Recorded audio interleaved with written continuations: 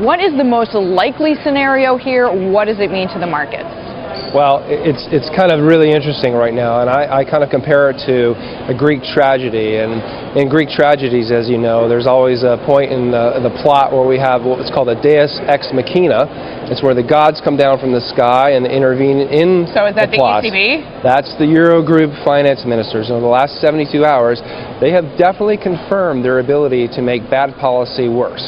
Okay, Simon, I want to pick up because you've been following this story very closely. What is your take at this juncture? Well, the likelihood is that the vote will be defeated, and they're looking constantly to rework this levy to finally to tap the money somehow. Obviously, the rest of Europe saying we're not going to go it alone. You're not going to get money for free. They're looking to Russia for alternative sources. French finance minister said this morning saying that there's no plan B.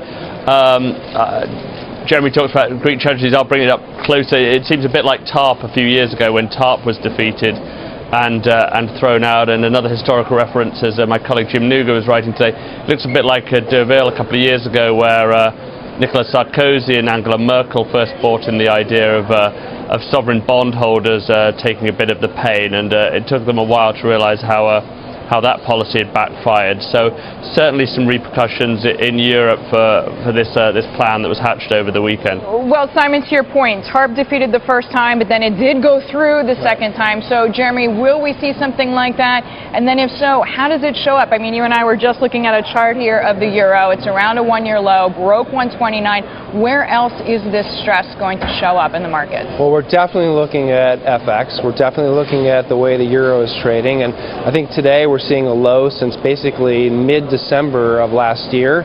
But beyond that, we're really looking at bond yields in Spain and also in Italy. And we've seen them push out a little bit the last couple of days. I think the market's been kind of sanguine up until now, but that's really the canary in the coal mine. And the people that we speak to who are at large funds, real money, I think, you know, they've all convened meetings in the last 72 hours, and they've all had their risk management committees in place, and they're thinking about ways not only to trade this, but to hedge the risk that they see coming directly from this. And Simon, you mentioned the role here, the potential role of the Russians. I mean, I've seen some estimates that say that oligarchs have around $3 billion in these banks, and we know that perhaps for people on the ground in Cyprus, having that group of people take a little bit of a hit is not so unpalatable, but that for the other, let's say, half of assets there that are more or less local, people are really concerned about, obviously, what could happen to their deposits. This idea of a bail-in is not too popular.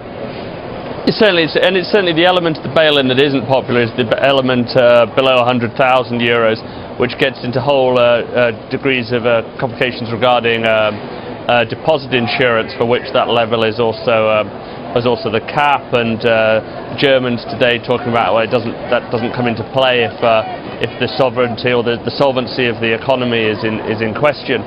But certainly it's the workers who've socked their money away in the Cypriot banks. Those are the ones that are causing the reaction among Cypriot politicians today. I mean, Jeremy, this is a wrinkle also in the fact that bail-in, we usually talk about bondholders, but as it turns out, there's not enough bondholders in the banks in Cyprus. So now you got to move down the ladder and shareholders and deposits. That's right. Well, I mean, we're looking for 5.8 billion euros, and there's no way to get 5.8 billion euros and to spread the pain around. And frankly, by moving the goalposts down to the lower end savers, you are assuaging some of that non-Cypriot money, some of that ostensibly Russian money. And so, you know, it's not totally irrational for the Eurogroup finance ministers as well as the Cypriot legislators to take that type of action.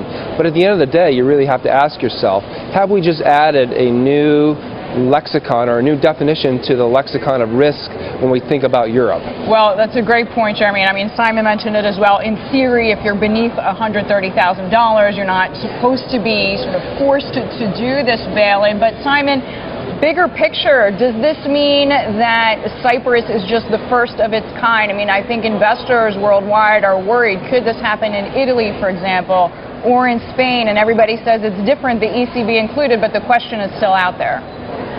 Well, the French saying this morning that, as we used to hear with Greece, that Cyprus is unique and this won't happen elsewhere. But I think, to Jeremy's point, what it does say is that that all things are at risk now. That a few years ago, if you'd said that there would be a debt restructuring in a major European state, if you said that deposits of consumers would be raided in another, you'd have been laughed at. It does put into the equation, what it puts in the back of people's minds, both investors and consumers and companies, is what can't they touch, what can be bought into the mix. And it's that lingering thought that has plagued the European policymakers for a long time. They seem to have got on top of it last year with Draghi's comments on doing whatever it takes to defend the euro, on Angela Merkel showing greater solidarity with Greece. There seemed to finally be in this united front, and now that united front is being chipped at again, and there are questions just what could they go after in an environment in which Germany, as an election nears, is not particularly up for further bailout.